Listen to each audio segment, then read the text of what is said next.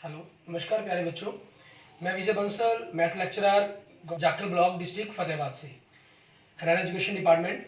आज हम अपनी मैथ की क्लास के अंदर कुछ सीखेंगे। हाँ जी प्यारे बच्चों, जो आज हम शुरू करेंगे, हमारे पास हमारा क्लास 12th का जो हमारा चैप्टर 13th चल रहा है, उसकी एक्सरसाइज 13.2 के बेसिक स्टार्ट करने हैं हमने। ठीक है, प्रोबेबिलिटी के बारे में। इसके अंदर जो हम आज स्टार्ट कर रहे हैं, हमारे पास मल्टीप्लिकेशन हमारे पास, ठीक है, थ्योरम आपकी हम कहें ऑन प्रोबेबिलिटी। ठीक है, अब आप जानते हैं, जैसे हम बात करते हैं, मान लीजिए ई इंटरसेक्शन एफ की बात करते हैं, इसका मतलब होता है कि जो एलिमेंट ई के अंदर है वो एलिमेंट एफ के अंदर भी है। मीन्स कॉमन एलिमेंट दोनों के अंदर लिखे जाते हैं। ठीक है, तो इसी चीज के कारण जो एफ इन और ई के अंदर इंटरसेक्शन ई कहा जाए, वो भी आपके आपस में क्या होते हैं, दोनों इक्वल्स होते हैं। ठीक है, और हम इसको जनरली, आपने अभी तक जो पढ़ा है, ई एंड एफ भी कह लिया जाता है। ठीक है, तो यहाँ पर हमें ध्यान रखना होगा, इसको हम इस प्रकार से भी लिख सकते हैं, प्रोबेबिलिटी ऑफ ई एफ। ठीक है, मीन्स ये चीज़ भी आप इसको लिखा जा सकता है। अब हमें इनकी मल्टीप्लिकेशन जो थ्योरम्स है उसको क्या करेंगे, कैसे पता करेंगे। कंडीशन प्रोबेबिलिटी में देखें, अगर आपको ई इंटरसेक्शन एफ निकालनी हो तो आप क्या करते हैं, probability of E intersection F upon probability of F. तो यहाँ से अगर आपको probability of E intersection F पता करनी हो तो वो क्या बनेगी हमारे पास, probability of E condition F into probability of F. ठीक है, और अगर हमारे पास probability of F condition E पता करनी हो तो वो क्या होगी, probability of F intersection E upon probability of E. तो यहाँ से आपके पास probability of F intersection E पता करना हो तो वो क्या बनेगा हमारे पास, यहाँ से अगर हम मल्टीप्लाई कर दें F condition E into probability of E, क्योंकि ई इंटरसेक्शन एफ और एफ इंटरसेक्शन ई आपके पास दोनों सेम होते हैं। तो आप कहें अगर इसको प्रोबेबिलिटी ऑफ ई एफ ये कैसे निकाली जा सकती है, अगर आप प्रोबेबिलिटी ऑफ ई लिखते हैं पहले, मान लीजिए, ठीक है, तो इसको मल्टीप्लाई कर देंगे प्रोबेबिलिटी ऑफ एफ इंटरसेक्शन ई से, या फिर अगर आपके पास प्रोबेबिलिटी ऑफ एफ है तो इसको मल्टीप्लाई कर दें probability of E condition F पर। मीन्स इस चीज के बारे में आप पता कर सकते हैं। ठीक है, और यही जो ला है आपका, ये हमारा मल्टीप्लिकेशन रूल ऑफ प्रोबेबिलिटी कहलाता है। ठीक है, इसको हम कहते हैं मल्टीप्लिकेशन रूल ऑफ प्रोबेबिलिटी। अब इसी पर बेस्ड हम कुछ एग्जांपल्स देखते हैं हमारे। जैसे हम देखें एग्जांपल नंबर 8 हमारा, ठीक है, फिर हम एक्सरसाइज के क्वेश्चंस पर भी जाएंगे, पहले हम एग्जांपल्स के बारे में देखते हैं। एग्जांपल नंबर 8 में आपको क्या कह रहा है, ये an urn contains 10 blacks and 5 white balls. ठीक है, एक अर्न के अंदर आपके पास, ठीक है, 10 ब्लैक्स और 5 वाइट बॉल्स हैं। 2 balls are drawn from the urn one after and other without replacement. उसमें से 2 बॉल्स बाहर निकालेगी एक के बाद एक करके, विदाउट रिप्लेसमेंट, बिना रिप्लेसमेंट किए।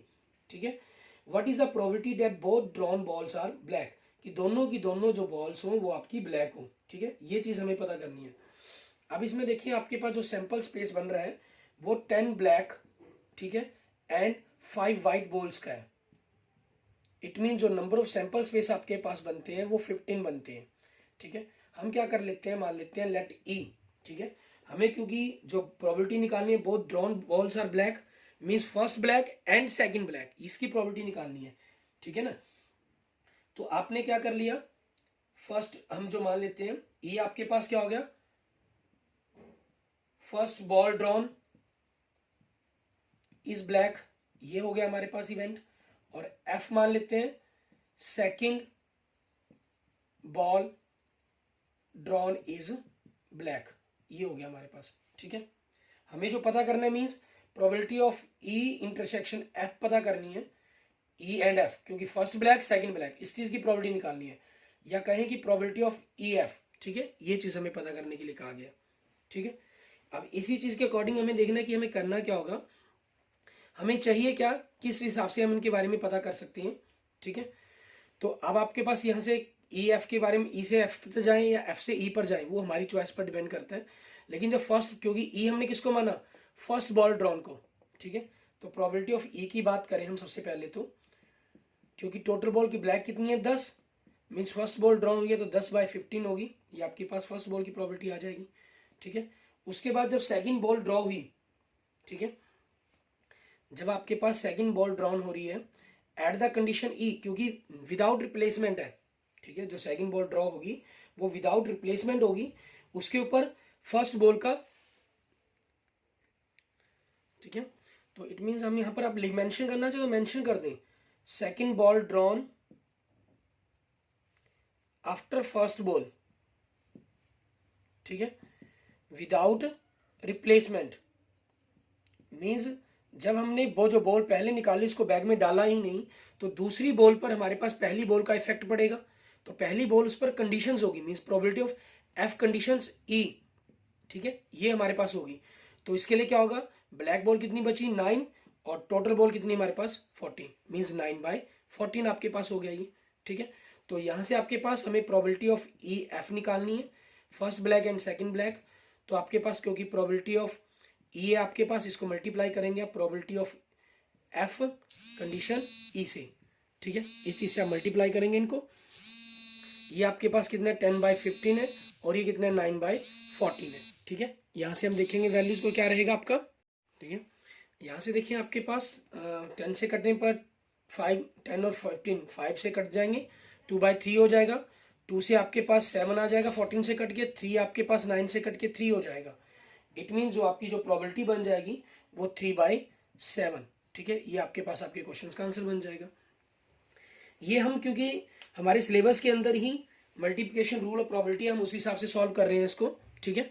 और आप चाहें तो इसको डायरेक्ट भी, हमारे पास जो शॉर्टकट मेथड हम डायरेक्ट निकालते थे, ठीक है, कॉम्बिनेशन का यूज करके आप उस तरीके से भी क्वेश्चंस को सॉल्व कर सकते हैं, ठीक है, जिसके बारे में अपने 9th 10th क्लास के अंदर सीखा हुआ है। उसके बाद देखते हैं हमारे पास आगे मल्टीप्लिकेशन रूल हमें, ठीक है, ये 2 के लिए था। ऐसे ही आपके पास अगर 3 हमें कहा जाए, ठीक है, तो उसमें हम क्या करेंगे, किस प्रकार से उसको सॉल्व कर पाएंगे, उसके बारे में पहले मैं आपको बता देता हूँ। जैसे मान लीजिए अगर आपको probability of E F G निकालने के लिए कहा जाए, ठीक है, मीन्स 3 ड्रॉन हुए, ठीक है, तो उसके लिए आप क्या करेंगे, प्रोबेबिलिटी ऑफ ई जैसे आपको पता करना है, इनको प्रोबेबिलिटी ऑफ ई है तो अगला क्या होगा, एफ कंडीशन ई कर देंगे, ठीक है। उसको फिर आगे next probability of G at condition E F पर हो जाएगी आपके पास, ठीक है। इस तरीके से हम इसको सॉल्व करेंगे हमारे पास, क्लियर, ठीक है। इसी तरीके से हमें इसको सॉल्व करना होगा। जैसे हम देखें एग्जांपल नंबर 9 अगर हम देखते हैं, ठीक है, इसको हमें क्या कहा गया है, कहना 3 cards are drawn successfully, 3 cards फेंके गए हैं, ठीक है, एंड विदाउट रिप्लेसमेंट, बिना रिप्लेसमेंट के, from a pack of the 52 well shuffled cards, what is the probability that the first 2 cards are king and the third card drawn is ace, ठीक है। तो अगर हम यूं मान लेते हैं, हमारे पास सेलेक्ट कर लेते हैं कि डिनोट हमारे पास जो करता है, denote the event that the card is king and A V the event, ठीक है, that the card drawn is an एका, ठीक है। तो आपको जो हमें प्रोबेबिलिटी पता करनी है, मीन्स हमें जो टू फाइंड हम कहें, वो हमें प्रोबेबिलिटी निकालनी है किंग किंग और एके की, ठीक है, ये चीज आपको पता करनी है। अब इस चीज से हमारे पास क्या हो गया, नाउ फर्स्ट किंग की आपके पास क्या प्रोबेबिलिटी बनेगी, ठीक है, फर्स्ट किंग की अगर हम बात करें, क्योंकि किंग 4 होंगे तो 4/52 बन जाएगी, ठीक है। अब आपके पास नाउ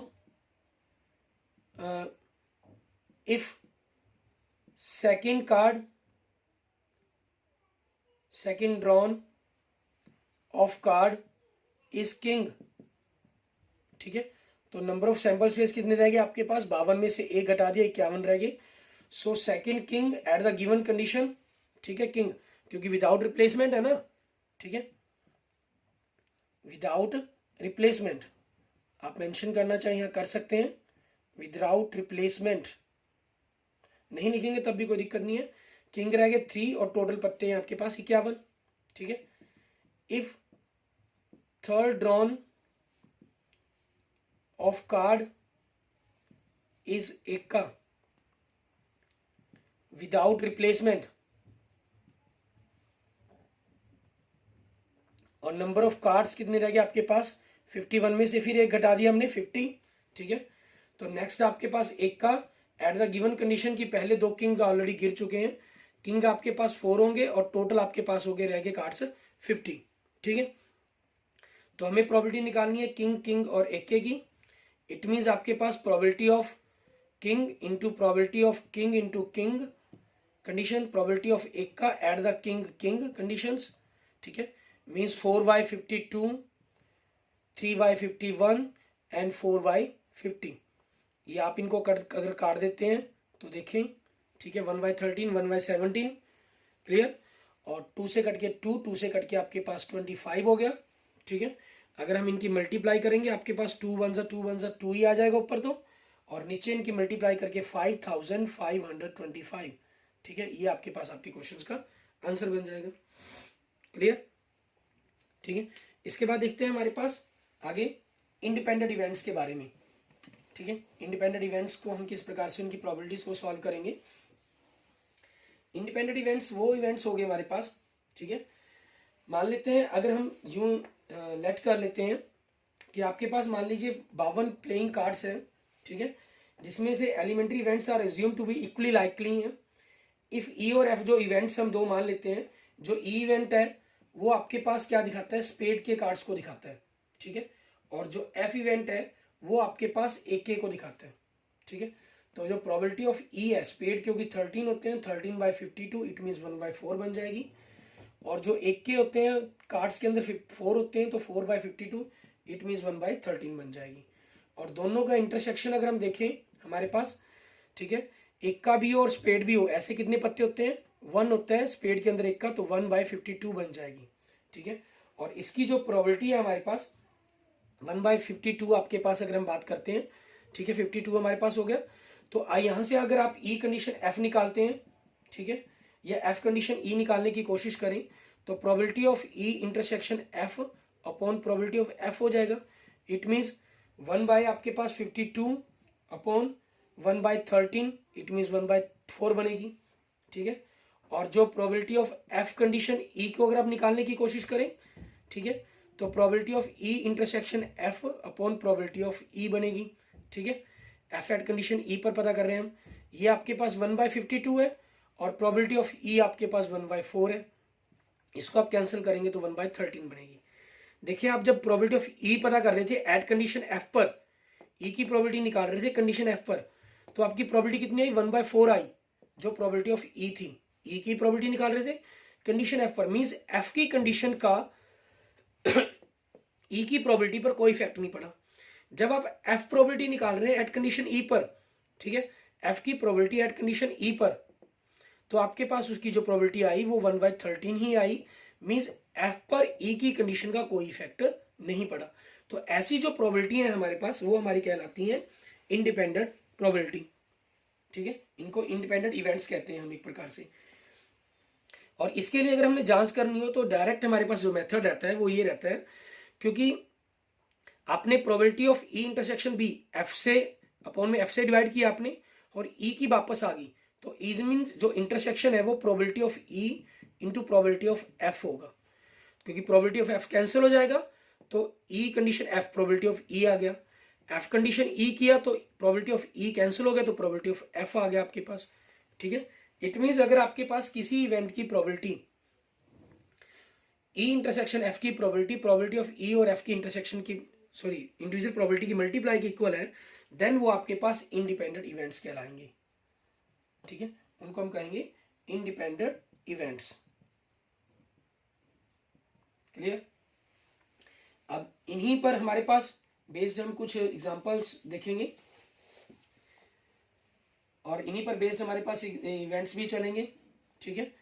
आपके पास 2 हो 3 हो 4 हो चाहे जितने मर्जी हो, इसमें ये कोई जरूरी नहीं है कि 2 पर ही चर्चा रहेगी, इस चीज का खास ख्याल रखें। मान लीजिए अगर 3 इवेंट की बात कर दी गई, मान लीजिए ए बी और सी के इंटरसेक्शन की बात कर दी गई और आपको कहा गया कि शो करें ये आपके इंडिपेंडेंट इवेंट्स है, तो आपको क्या करना है, probability of A into probability of B into probability of C आपकी इसके इक्वल आ जाए तो इंडिपेंडेंट है। अगर इंडिपेंडेंट गिवन हो तो ये कंसेप्ट का आप यूज कर सकते हैं, ठीक है। अब इसी चीज का यूज करते हुए देखिए हमारे पास एग्जांपल नंबर 10, इसके अंदर हमें क्या करना होगा उसको देखेंगे हम। हमें कह रहे हैं डाइस थ्रोन, ठीक है। आपके पास एग्जांपल नंबर 10 के अंदर देखिए एक डाइस फेंकी गई है, तो सैंपल स्पेस आपके पास 1 2 3 4 5 6 बन गया। It means number of sample space आपके पास 6 हो गया, ठीक है। The number appearing A multiple of 3, ठीक है, जो ई इवेंट दे रहा है हमें वो क्या दे रहा है, 3 का मल्टीपल मीन्स 3 6 बन जाएगा। It means number of E आपके पास कितने बन गए, 2 बन गए। इट मीन्स प्रोबेबिलिटी ऑफ ई क्या बन गई, number of E upon number of sample space means 2/6 हो गया, ठीक है। या इसको आप कैंसिल कर लेंगे तो 1/3। एंड एफ इवेंट देखें आपको क्या कह रहा है, and the numbering appearing is even, ठीक है, इवन नंबर की बात कर रहा है। इवन नंबर कौन से हो गए, 2 4 एंड 6, ठीक है। अब नंबर ऑफ एफ आपके पास 3 हो गए एंड प्रोबेबिलिटी ऑफ एफ क्या हो गया, number of F upon number of sample space means 3/6, it means 1/2, ठीक है। Then find whether E and F are independent, आपको चेक करना है ई और एफ इंडिपेंडेंट है या नहीं है, ठीक है। तो इट मीन्स हमें इंटरसेक्शन पता करना होगा। तो दोनों के अंदर कॉमन एलिमेंट्स देखिए आपने 6 देखा, तो number of E intersection F आपके पास कितना हो गया, 1 हो गया। And probability of E intersection F कितना हो गया आपके पास, 1/6 हो गया, ठीक है, ये हमारे पास आ गया। अब probability of E intersection F आपने पता कर लिया, तो probability of E intersection F 1/6 है आपके पास, ठीक है। हमें क्या करना है, हमें प्रोबेबिलिटी ऑफ ई इंटरसेक्ट और एफ की मल्टीप्लाई देखनी है। तो probability of E into probability of F, ये आपके पास 1/3 और ये 1/2, तो कितना आ गया, 1/6 आ गया। और 1/6 किसकी प्रोबेबिलिटी है, इंटरसेक्शन की प्रोबेबिलिटी है, तो ये इसके इक्वल आ गया हमारे पास। हेंस हमारे पास क्या हुआ, मतलब ई एंड एफ आर इंडिपेंडेंट, ठीक है, इवेंट्स हो गए, ये हमारा शो हो गया, क्लियर। उसके बाद देखते हैं हमारे पास नेक्स्ट एग्जांपल नंबर 11 में कह रहा है a unbiased die is thrown twice, एक डाइस को 2 बार फेंका गया, ठीक है। इट मीन जो सैंपल स्पेस है आपके पास 2 डाइस के अकॉर्डिंग 36 का बन जाएगा हमारे पास, ठीक है। एग्जांपल नंबर 11, जो सैंपल स्पेस है आपके पास 1 1 से लेकर हमारे पास 6 6 तक का जाएगा। It means number of sample space आपके पास कितने हो गए, 36 हो गए, ठीक है। लेट ए इवेंट ए, ठीक है, इसके अंदर इवेंट ए की बात की गई है, उसको क्या कह रहा है, odd number on the first throw, odd number आपके पास फर्स्ट थ्रो में होगा। इट मीन्स 1 1 से लेकर 1 6 तक, ठीक है, एंड 3 1 से लेकर 3 6 तक, ठीक है, एंड 5 1 से लेकर 5 6 तक, ठीक है। Means probable number of event क्या हो गया आपके पास, पहले इवेंट पर 3 चॉइसेस हैं, दूसरे पर 6 चॉइसेस हैं, इट मीन्स 18 बन जाएगा आपके पास। सो प्रोबेबिलिटी ऑफ ए कितना हो गया आपके पास, number of A upon number of, ठीक है, upon number of sample space, it means 18/36, that means 1/2। And B आगे इवेंट क्या दे रहे हैं आपको, odd number on the second throw, ठीक है, आपके पास जो ओड नंबर है वो सेकंड थ्रो पर हो। इट मीन्स आपके पास सेकंड पर ओड नंबर होना चाहिए, तो फर्स्ट पर आपके पास 1 1, सेकंड पर अगर मैं 1 फिक्स मान लूँ तो फर्स्ट पर 1 आपके पास लेकर 6 1 तक के नंबर आ गए, ठीक है। फिर आपके पास 1 से लेकर सेकंड पर 3 अगर फिक्स हो गया, ठीक है, तो आपके पास 1 3 से लेकर 6 3 तक के नंबर आ जाएंगे, ठीक है। फिर उसके बाद अगर आपके पास सेकंड पर 5 फिक्स कर दिया तो 1 5 से लेकर 6 5 तक के नंबर आ जाएंगे आपके पास, ठीक है। It means number of B आपके पास कितने बन जाएंगे, 18, ठीक है। तो प्रोबेबिलिटी ऑफ बी कितनी बन जाएगी आपके पास, 18/36, इट मीन्स 1/2, ठीक है, ये प्रोबेबिलिटी बन जाएगी आपके पास। अब उसके बाद हमें क्या कहा गया, ठीक है, आप इस पूरे इवेंट्स को जो लिखना चाहे सारे के सारे एलिमेंट्स मेंशन करना चाहे कर सकते हैं। अगर ऐसे ही लिखना चाहे तो आपकी चॉइस पर डिपेंड करता है, नहीं भी लिखना चाहेंगे तो सिंपल जर्नल भी आप उनको डायरेक्ट कर सकते हैं। ए और बी के अंदर common elements, it means first B odd second B odd, ठीक है। ऐसे एलिमेंट्स देखने हैं आपको कौन से बनेंगे, 1 1 1 3 1 5, फिर 3 पर 3 1 3 3 3 5, ठीक है। फिर आपके पास 5 पर 5 1 5 3 5 5 पर, ठीक है। अच्छा, इसमें एक चीज़ रहती है कि अगर आप सैंपल स्पेस को भी एक बार वर्णन कर देते हैं, उसके बाद यहाँ पर आप अपनी वर्डिंग्स में ही लिख दें, ठीक है। जैसे A the odd number on the first throw, उसके नंबर ऑफ ए डायरेक्ट अपने सैंपल से चेक कर दिया, आपने लिख दिए, तो कोई प्रॉब्लम नहीं है, ठीक है। क्योंकि अगर आपने 9th 8th के स्टूडेंट तो हमें नहीं कि हमें सिंगल सिंगल एलिमेंट्स को बताना होगा। तो number of A intersection B आपके पास कितने हो गए, ठीक है, 9 हो गए। And probability of A intersection B कितनी बन गई आपके पास, 9/36, इट मीन्स 1/4। हमें ए और बी को चेक करना है तो probability of A into probability of B की मल्टीप्लाई करेंगे हम 1/2 इंटू 1/2, ये आपके पास 1/4 आ गया, equal probability of A intersection B आ गया। ठीक है, इसका मतलब hence A and B are, ठीक है, इंडिपेंडेंट इवेंट्स हो जाएंगे आपके पास। A and B and are independent events. Clear? ऐसे ही हम देखते हैं हमारे पास हमारा नेक्स्ट एग्जांपल नंबर 12। उसके अंदर हमें क्या कहा गया करने के लिए वो देखेंगे हम। एग्जांपल नंबर 12 देखें, इसमें हमें क्या रहा है 3 कॉइन्स आर टॉस्ड। ठीक है, 3 सिक्कों को उछाला गया, तो 3 सिक्कों के अकॉर्डिंग हमारे पास हमारा सैंपल स्पेस बनेगा। एग्जांपल नंबर 12 के अंदर 3 कॉइन्स का सैंपल स्पेस क्या बनेगा, तीनों हेड, 2 हेड और 1 टेल। वो टेल आपके पास तीसरे नंबर पर हो सकती है, दूसरे नंबर पर हो सकती है, पहले नंबर पर हो सकती है। 1 हेड 2 टेल, वो हेड आपके पास पहले नंबर पर हो सकता है, दूसरे नंबर पर हो सकता है, तीसरे नंबर पर हो सकता है। 0 हेड इट मीन्स तीनों की तीनों टेल। तो नंबर ऑफ एस आपके पास कितना हो गया, 8। ठीक है, नंबर ऑफ सैंपल स्पेस आपके पास। क्लियर? अब इसमें देखिए आपको क्या कह रहा है, ई जो इवेंट दे रहा है वो आपको क्या कह रहा है 3 हेड्स। ठीक है, 3 हेड या तीनों टेल। ठीक है, इस चीज की बात जिक्र कर रहा है हमारे पास। तो नंबर ऑफ ई कितने हो गए आपके पास 2 एंड प्रोबेबिलिटी ऑफ ई कितनी होगी आपके पास 2/8, इट मीन्स 1/4 आपके पास। ठीक है, और आगे देखें एफ क्या कह रहा है आपको, एटलीस्ट 2 हेड्स, कम से कम 2 हेड हो। कम से कम 2 हेड इट मीन्स 3 हेड वाला भी आ जाएगा और 2 हेड वाले भी आ जाएंगे हमारे पास तीनों element, HHT, HTH and THH। ठीक है, ये बन गया आपके पास। तो नंबर ऑफ एफ कितने हो गए 4 एंड प्रोबेबिलिटी ऑफ एफ कितनी होगी आपके पास 4/8, it means 1/2। Number of F upon number of sample space 4/8, it means 1/2। ठीक है, और इसके अंदर एक जी तीसरा एलिमेंट भी दे रहा है हमें, एटमोस्ट 2 हेड्स, ज्यादा से ज्यादा 2 हेड, मीन्स 3 हेड वाला ऑप्शन छोड़कर बाकी सारे लिखने होंगे हमें। HHT, HTH, THH, HTT, THT, TTH and TTT। तो नंबर ऑफ जी आपके पास कितने हो गए 7 हो गए एंड प्रोबेबिलिटी ऑफ जी कितनी होगी 7/8 होगी हमारे पास। अब हमें जो पता करना है of the pairs EF, EG and FG, means इनको चेक करना है कि ये इंडिपेंडेंट है या डिपेंडेंट है। ठीक है, तो हमें E और F का इंटरसेक्शन चाहिए। तो पहला नंबर तो मीन्स E और F के अंदर कॉमन एलिमेंट देखेंगे कौन सा है, अकेला तीनों H ही कॉमन है इसके अंदर।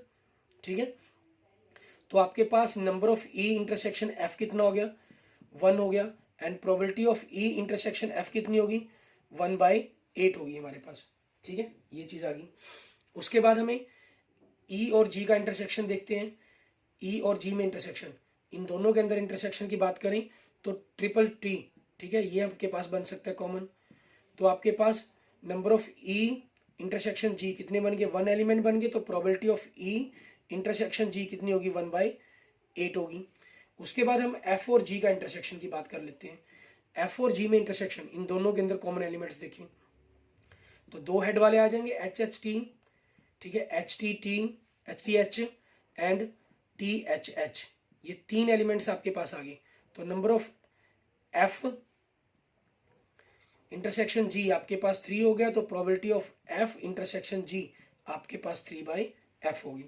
अब हमें चेक करना है, ठीक है, E और F को चेक करना है। तो पहले हम क्या करते हैं, हमारे पास हम मल्टीप्लाई करेंगे probability of E multiply probability of F। E की प्रोबेबिलिटी कितनी है, E की प्रोबेबिलिटी 1/4, F की प्रोबेबिलिटी कितनी है 1/2, मल्टीप्लाई करके कितना आ गया 1/8 आ गया। तो E और F का इंटरसेक्शन 1/8 है आपके पास, ठीक है, equal to probability of E intersection F। ठीक है, so E and F are independent. ठीक है, इंडिपेंडेंट इवेंट्स आपके पास, ये लिख देंगे आप इनको। ठीक है, उसके बाद आप चेक करते हैं हमारे पास हमारा नेक्स्ट आगे। ठीक है, अब हम आगे नेक्स्ट चेक करने के लिए हमारे पास, ठीक है, E और G को चेक कर लेते हैं। तो probability of E multiply probability of G, E की जो प्रोबेबिलिटी आपके पास वो कितनी है 1/4 है और G की जो प्रोबेबिलिटी है वो कितनी है 7/8 है। इट मीन 7/32 बन गई आपके पास। तो E और G का जो इंटरसेक्शन है वो कितना 1/8 है। ठीक है, नॉट इक्वल टू 1/8 मीन्स आपके पास, या यूं कह लीजिए कि 1/8 कह लें या प्रोबेबिलिटी ऑफ इंटरसेक्शन कह लें हम। ठीक है, probability of E intersection G के इक्वल नहीं है। सो इसलिए आपके पास E and G are not independent, ठीक है, ये ई और जी आपके पास इंडिपेंडेंट इवेंट्स नहीं है। उसके बाद हम क्या करते हैं, प्रोबेबिलिटी ऑफ एफ और प्रोबेबिलिटी ऑफ जी की मल्टीप्लाई चेक करते हैं। प्रोबेबिलिटी ऑफ एफ की हमारे पास कितनी है, 1/2 है, एंड प्रोबेबिलिटी ऑफ जी कितनी है आपके पास, 7/8 है। इनको मल्टीप्लाई किया तो 7/16 आया। नॉट इक्वल टू एफ और जी के इंटरसेक्शन, एफ और जी का इंटरसेक्शन कितना, 3/8 है। Not equal probability of F intersection G, मतलब एफ एंड जी आर, ठीक है, नॉट इंडिपेंडेंट इवेंट्स आपके पास बन जाएंगे, ठीक है, ये दोनों के दोनों आपके पास नॉट इंडिपेंडेंट इवेंट्स हो जाएंगे। क्लियर। उसके बाद देखते हैं हमारे पास हमारा नेक्स्ट एग्जांपल नंबर 13, ठीक है। एग्जांपल नंबर 13 और 14 आपके काफ़ी मोस्ट इंपॉर्टेंट एग्जांपल्स हैं और बड़े ही अच्छे तरीक़ों से इन आपके पास इन कंसेप्टों का हमें आगे यूज़ करना होगा, वो देखेंगे हम किस प्रकार से करेंगे इनका। एग्जांपल नंबर 13 में कह रहा है prove that E and F are independent events, हमें ई और एफ को इंडिपेंडेंट शो करना है। Show are the events E and F dash, ठीक है, सॉरी ई इफ का रखा है इन्होंने, इफ शॉर्ट को हम भूल गए। इफ अगर ई और एफ आपके इंडिपेंडेंट है, ठीक है, मींस गिवन है आपके पास E and F are independent events, it means आपके पास क्या चीज है, अगर हम एक प्रकार से कहें we have probability of E intersection F कह लें या प्रोबेबिलिटी ऑफ ई एफ कह लें, ये probability of E into probability of F के इक्वल है आपके पास, ठीक है। अब हमारे पास हमें एक पता क्या करना है, ई और एफ डैश के बारे में पता करना है, ठीक है। यहाँ देखिए आपको मैं एक वेन डायग्राम शो कर रहा हूँ। आपके पास जो पूरा हमारी रेक्टेंगल है वो हमारे सैंपल स्पेस को रिप्रेजेंट करती है, ठीक है। जो फर्स्ट सर्कल आपके पास वो आपके ई इवेंट को शो करता है, सेकंड आपके एफ को, और बीच का जो व्हाइट पोर्शन है आपके पास दिखाई दे रहा है ये हमारे ई और एफ के इंटरसेक्शंस के बारे में, ठीक है ना। जैसे मैं जर्नल आपको बना के दिखा देता हूँ, यहाँ थोड़ा सा और क्लियर हो जाएगा आपके लिए, ठीक है। ये ड्रॉ कर देता हूँ। आपके पास ये आपका पूरा सैंपल स्पेस हो गया, ये आपके पास जो बन गया ये ई इवेंट हो गया, और जो दूसरा बन गया हमारे पास वो हमारा एफ इवेंट हो गया, ठीक है। और उसके बाद देखते हैं हमारे पास आगे क्या करना होगा हमें, ठीक है, ठीक है। जैसे आपको फिगर में भी दिखाई दे रहा है, ये आपके पास ई और एफ का इंटरसेक्शन पोर्शन हो जाता है हमारा ये, ठीक है। और जो ये पोर्शन होता है हमारा ये कहलाता है ई इंटरसेक्शन एफ डैश, जिसके अंदर एफ नहीं है, और ये कहलाता है ई और एफ का इंटरसेक्शन ई डैश, मतलब जिसके अंदर ई नहीं है, अकेला ये वाला पोर्शन, इसकी बात कर रहा हूँ मैं, इसमें इनकी बात कर रहा हूँ मैं, ठीक है ना। हमारे पास जैसे ये आप जो फिगर देख रहे हैं उसके अंदर में आपको दिखाई दे रहा होगा, क्लियर हो रहा है स्पष्ट हमें, ठीक है। और बाकी जो ये आपका ये बाहर वाला पोर्शन होगा, ई और एफ के बाहर का पोर्शन हो गया, ये ई डैश और एफ डैश बन जाता है आपके पास, ठीक है, उनका इंटरसेक्शन बन जाता है। अब हम क्या करेंगे, हमारे पास हमें क्योंकि प्रोबेबिलिटी हमें पता करनी है, ठीक है, जो ई इवेंट है एक प्रकार से आप देख सकते हैं, हमें निकालनी है प्रोबेबिलिटी जो ई इवेंट के बारे में बात करें, वो आपके पास probability of E intersection F dash plus probability of ये हमारे पास, ठीक है, ई और एफ का इंटरसेक्शन, इन दोनों के जोड़ के इक्वल बनेगा हमारे पास, ठीक है। इन दोनों का जोड़ मतलब यूनियन हमारे पास, ठीक है। तो आप इस वेन डायग्राम को भी बना लीजिए, थोड़ा सा क्लियर हो जाता है, तो आप यहाँ से लिख भी सकते हैं फ्रॉम द वेन डायग्राम, ठीक है, फ्रॉम द वेन डायग्राम, ये आपके पास क्लियर हो जाती है फिगर कि आप कहाँ से इस कंसेप्ट को कर रहे हैं, ठीक है। जो ई है हमारे पास वो क्या होगा, ई और एफ का इंटरसेक्शन और इन दोनों के यूनियन, किसका, ई और एफ डैश के का, ठीक है, इन दोनों चीज़ों का, क्योंकि मुझे ई और एफ डैश को ही इंडिपेंडेंट शो करना है, तो उस चीज़ के कारण हम कर रहे हैं, ठीक है। इसलिए हमारे पास अब हम इनकी प्रोबेबिलिटी को लिख लेते हैं। Probability of E is equal to probability of E intersection F, union के लिए हमने इसको जोड़ का निशान आ जाएगा, probability of E intersection F dash, हमें किसकी चाहिए, इस चीज़ की प्रोबेबिलिटी चाहिए, probability of E intersection F dash, ये क्या बनेगा, probability of E minus probability of E intersection F. तो प्रोबेबिलिटी ऑफ ई आपके पास ई एफ इंटरसेक्शन क्या है, probability of E into probability of F के इक्वल है, ठीक है, क्योंकि गिवन है आपके पास ये चीज कंसेप्ट, आपने दोनों में से प्रोबेबिलिटी ऑफ ई कॉमन निकाला तो 1 माइनस प्रोबेबिलिटी ऑफ एफ आ गया, और 1 माइनस प्रोबेबिलिटी ऑफ एफ क्या होता है, probability of E into probability of F dash, means E और एफ डैश का इंटरसेक्शन ई और एफ डैश की मल्टीप्लिकेशन के बराबर हो गया। It means E and F dash are independent events आपके पास बन जाएंगे, ठीक है, इंडिपेंडेंट इवेंट्स। क्लियर? ऐसे ही हम देखेंगे हमारे पास हमारा नेक्स्ट एग्जांपल नंबर 14, उसके अंदर हमें क्या कहा गया करने के लिए वो देखते हैं हम। इसमें देखिए A and B are if कह रहे हैं तो कंडीशंस आपको ये गिवन कंसेप्ट में हो जाती है। टू आर इंडिपेंडेंट इवेंट्स, ठीक है, and then the probability of occurrence of at least one of A and B is given by this occurrence of A and B one at least one, ठीक है ना, उस चीज की बात कर रहे हैं आपको ये। तो इसमें कंसेप्ट में देखिए आपके पास एग्जांपल नंबर 14 हमें जो दे रहा है A and B are independent events, ठीक है, it means we have probability of A intersection B is equal to probability of A into probability of B, ठीक है। अब हम क्या करेंगे, हमारे पास हमें जो probability पता करनी है, किस चीज की probability पता करनी है, at least